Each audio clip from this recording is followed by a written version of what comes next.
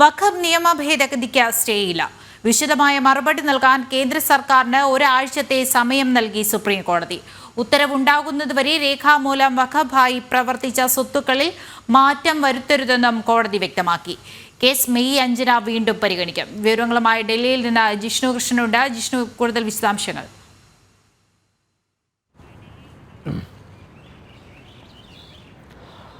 ഇന്നൊരു ഇടക്കാല ഉത്തരവ് വഖഫ് നിയമ ഭേദഗതിയെ ചോദ്യം ചെയ്തുകൊണ്ടുള്ള ഹർജിയിൽ സുപ്രീം കോടതി പുറപ്പെടുവിച്ചത് ഇനിയൊരു ഉത്തരവുണ്ടാകുന്നതുവരെ അല്ലെങ്കിൽ ഈ കേസിന്റെ വാദം നടക്കുമ്പോൾ രേഖാമൂലം ഉപയോഗത്തിലൂടെയോ അല്ലെങ്കിൽ കോടതി ഉത്തരവിലൂടെയോ രേഖാമൂലം വഖഫായി പ്രഖ്യാപിച്ച സ്വത്തുക്കളിൽ ഡീനോട്ടിഫൈ ചെയ്യരുത്, അതിൽ മാറ്റം വരുത്തരുത് എന്നുള്ളൊരു ഇടക്കാല ഉത്തരവാണ് ഇപ്പോൾ സുപ്രീം കോടതി പുറപ്പെടുവിച്ചിട്ടുള്ളത്. വഖഫ് നിയമ ഭേദഗതി സ്റ്റേ ചെയ്യണമെന്ന ആവശ്യം കോടതി പരിഗണിച്ചിട്ടില്ല. നിയമം പൂർണ്ണമായും സ്റ്റേ ചെയ്യാനാകില്ല എന്നുള്ളതും സുപ്രീം കോടതിയിൽ ചീഫ് ജസ്റ്റിസ് സഞ്ജീവ് ഖന്ന അധ്യക്ഷനായിട്ടുള്ള 3-അംഗ ബെഞ്ച് വ്യക്തമാക്കിയിരിക്കുകയാണ്. ഇതോടുകൂടി നിലവിൽ രാഷ്ട്രപതി ഒപ്പുവെച്ചിട്ടുള്ള നിയമ ഭേദഗതിയിന്മേൽ ചട്ടങ്ങൾ രൂപീകരിച്ച് വിജ്ഞാപനം പുറപ്പെടുവിക്കുന്നതിനും തുടർ നടപടികൾ സ്വീകരിക്കുന്നതിനും യാതൊരു തരത്തിലുമുള്ള നിയമ തടസ്സമുണ്ടാകില്ല എന്നാണ് മനസ്സിലാക്കേണ്ടത്. പകരം ഈ നിയമ ഭേദഗതിയിലെ ചില പോയിന്റുകളിൽ വിശദീകരണം തേടാനും അതിൻ്റെ വിശദാംശങ്ങൾ തേടാനുമാണ് സുപ്രീം കോടതി ശ്രമിച്ചിട്ടുള്ളത്. അതുകൊണ്ട് തന്നെ വഖഫ് നിയമ ഭേദഗതിക്ക് സുപ്രീം കോടതി സ്റ്റേ നൽകിയിട്ടില്ല. കേസ് ഇനി അടുത്ത മാസം മെയ് 5 പരിഗണിക്കുക.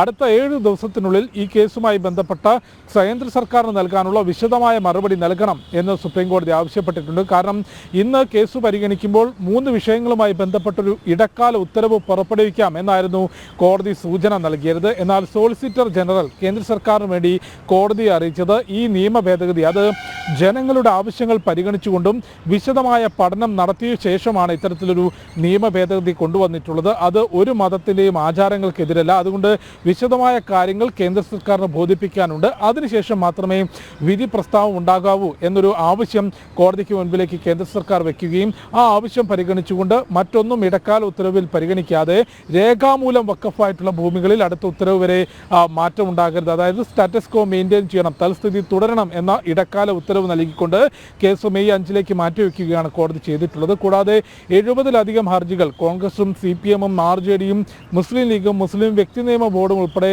70-ലധികം ഹർജികളാണ് വഖഫ് നിയമ ഭേദഗതിയെ ചോദ്യം ചെയ്തുകൊണ്ട് സുപ്രീം കോടതിയിലുള്ളത്. ഇത്രയധികം ഹർജികളുള്ളതിനാൽ ഹർജിക്കാർക്ക് ഒരു പൊതു അഭിഭാഷകനെ നിയോഗിക്കാം എന്നും കോടതി നിർദ്ദേശിച്ചിട്ടുണ്ട്. കോടതി ഇതിൽ വ്യക്തത വരുത്താൻ ശ്രമിക്കുന്ന ചില കാര്യങ്ങൾ, ഒന്ന് വഖഫ് ബോർഡിലെയും ദേശീയ വഖഫ് കൗൺസിലിലെയും നിയമനം സംബന്ധിച്ചാണ്. ഇത് സംബന്ധിച്ച് കേന്ദ്ര സർക്കാർ തന്നെ കോടതി അറിയിച്ചിട്ടുള്ളത് അടുത്ത തവണ കേസ് പരിഗണിക്കുന്നതുവരെ ദേശീയ വഖഫ് കൗൺസിലും സംസ്ഥാന വഖഫ് ബോർഡുകളിലും നിയമനം നടത്തില്ല എന്നുള്ളതും കേന്ദ്ര സർക്കാർ വ്യക്തമാക്കിയിട്ടുണ്ട്. ഏതായാലും വഖഫ് നിയമ ഭേദഗതി സ്റ്റേ ചെയ്യാനോ ആ നിയമം പൂർണ്ണമായും സ്റ്റേ ചെയ്യാനോ കോടതി തയ്യാറാകാത്തത് കൊണ്ട് തന്നെ നിയമത്തിന് മേൽ വിജ്ഞാപനം പുറത്തിറക്കിക്കൊണ്ട് ചട്ടങ്ങൾ രൂപീകരിച്ച് വിജ്ഞാപനം പുറത്തിറക്കുന്നതിന് നിയമ തടസ്സങ്ങളില്ല. പക്ഷേ വഖഫ് ദേശീയ കൗൺസിലും സംസ്ഥാന വഖഫ് ബോർഡുകളിലും കോടതി ഉത്തരവിന് ശേഷമായിരിക്കും നിയമനങ്ങൾ നടക്കുക.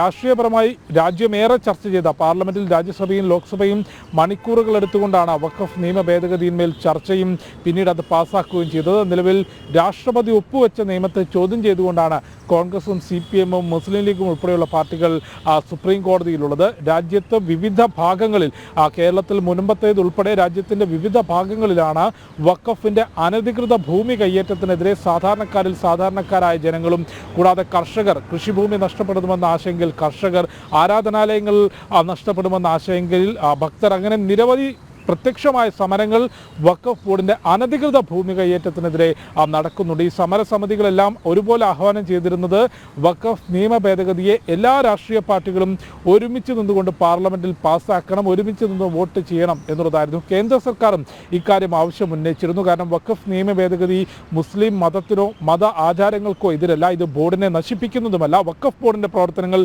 കൂടുതൽ സുതാര്യമാക്കുന്നതിനും നിലവിൽ ബോർഡിനുള്ള അനിയന്ത്രിതമായ അധികാരങ്ങൾ എടുത്തു കളഞ്ഞു കൊണ്ട് രാജ്യത്തെ നീതിന്യായ വ്യവസ്ഥകൾക്കുള്ളിലേക്ക് വഖഫ് ബോർഡിൻ്റെ പ്രവർത്തനങ്ങൾ കൊണ്ടുവരികയുമാണ് കേന്ദ്ര സർക്കാർ ഉദ്ദേശിക്കുന്നത്. അതുകൊണ്ട് എല്ലാവരും ഈ ബില്ലിനെ അനുകൂലിക്കണമെന്ന ആഹ്വാനം കേന്ദ്ര സർക്കാർ നടത്തിയിരുന്നു. രാജ്യസഭയിലും ലോക്സഭയിലും ഈ വഖഫ് നിയമ ഭേദഗതിയെ പിന്തുണച്ചില്ല എന്ന് മാത്രമല്ല, ഇപ്പോൾ രാഷ്ട്രപതി ഒപ്പുവെച്ചത് നിയമമായി മാറാൻ പോകുന്ന ഘട്ടത്തിലും അതിനെ ചോദ്യം ചെയ്തുകൊണ്ടാണ് കോൺഗ്രസും CPM-ഉം ഉൾപ്പെടെയുള്ള പാർട്ടികൾ കോടതിയിലേക്ക് എത്തിച്ചിട്ടുള്ളത്. പക്ഷേ വഖഫ് നിയമ ഭേദഗതി പൂർണ്ണമായും സ്റ്റേ ചെയ്യാൻ കോടതി തയ്യാറായിട്ടില്ല. കോടതിയിൽ അതിൻ്റെ നടപടികൾ പുരോഗമിക്കും. സ്റ്റേ നൽകാത്തത് കൊണ്ട് തന്നെ ചട്ടങ്ങൾ രൂപീകരിക്കുന്നതിനും അതിൻ്റെ തുടർ നടപടികൾക്കും നിയമതടസ്സം ഉണ്ടാകില്ല എന്നാണ് മനസ്സിലാക്കുന്നത്. ശ്രീ ജിഷ്ണു കൃഷ്ണനാണ് വിവരങ്ങൾ നൽകിയത്. വഖഫ് നിയമ ഭേദഗതിക്ക് സുപ്രീം കോടതി സ്റ്റേ ഇല്ല. വിശദമായ മറുപടി നൽകാൻ കേന്ദ്ര സർക്കാരിന് ഒരാഴ്ചത്തെ സമയമാണ് സുപ്രീം കോടതി നൽകിയിരിക്കുന്നത്. ഉത്തരവുണ്ടാകുന്നതുവരെ രേഖാമൂലം വഖഫായി പ്രഖ്യാപിച്ച സ്വത്തുക്കളിൽ മാറ്റം വരുത്തരുതെന്നും കോടതി വ്യക്തമാക്കി.